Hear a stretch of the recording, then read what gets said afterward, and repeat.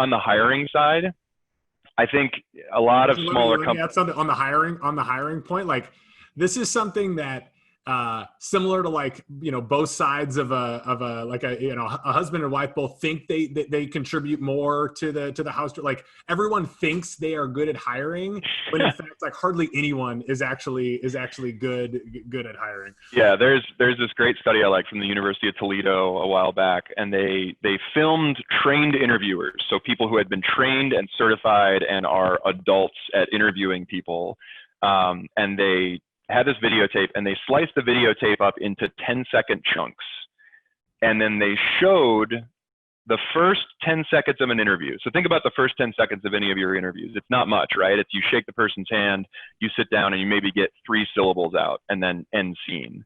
They showed that chunk to college sophomores.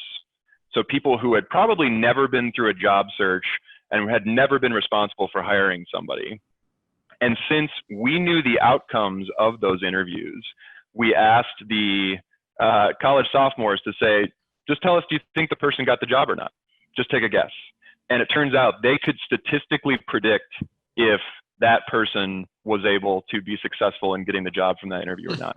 So that's egregious in and of itself. But what it tells you is that we're all subject to bias, right? Like we all sit down, we take a read on someone in the first 10 seconds or first minute, and then we spend the next 59 minutes and 50 seconds confirming that first impression. So the way to get around that is through structured interviewing. So when we teach interviewing skills to our companies, when we install a new interviewing process, we just use a couple basic principles. The first one is just knowing what you want. And if you look at any job description out there, most job descriptions suck. Like they're not helpful to candidates. They don't tell you what you're actually looking for. They don't answer the questions that candidates actually have, which we know through research are things like, hey, what is it actually going to be like to work at this company? What's the culture like, and what's the rest of the team like? And then how am I going to be challenged, and what are you actually going to ask me to accomplish? How am I going to get ahead? So you need to be clear about those things. We have a structure that we use. It's mission, outcomes, competencies. So it's what's the executive summary of why this job exists and how it ties into where the company's going? What do I need to accomplish in my first year to be considered a success? And that's not the laundry list of requirements and competencies and college degrees and certifications. It's, no, you're going to get this thing done by this date. And then the competencies, the skills, like what do you need to be good at, or what do you have to be willing to get better at to be successful? So that's the first step. And then it's simply asking about those things on the profile. So that is not a hard thing to do.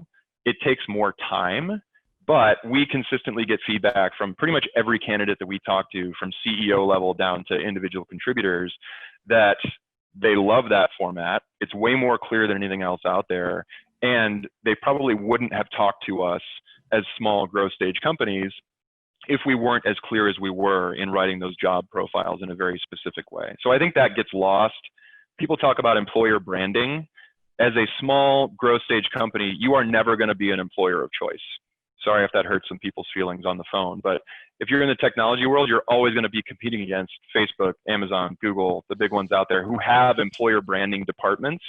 So you got two choices. You can fight that axe battle of differentiation to be an employer of choice, or, and you can tell from the dramatic pause, this is my recommendation, you can try to create every job as a position of choice. And all you have to do to create a position of choice is be clear about that. Why does a job exist? What are you going to accomplish? And what do you have to be good at to be successful? Yeah. Yeah. Like, guess what? A players want to come into organizations that are quickly moving and do big things. So like we write performance profiles like I'm on the board. I'm on the board of my high school, and there's a stock a job description for a new development director that we're hiring. Well, we're in the middle of the biggest capital campaign in the history of the school. And like the performance profile was just a stock one they used, 5 years ago when we weren't. It's like, no. We need someone who's going to help usher in the future of the school. So like, I know we can hire someone better if we frame it that way. And every role, if you think about it, can be framed that way. And that's how we attract top candidates into the funnel. And then everything in the interview process helps us assess who the right fit for that job is based on what the discrete objectives are. And those discrete objectives, by the way, are big, because that's A players want to do big stuff. Yeah, Jimmy So mentioned, I many, mean, this is not a movie, right?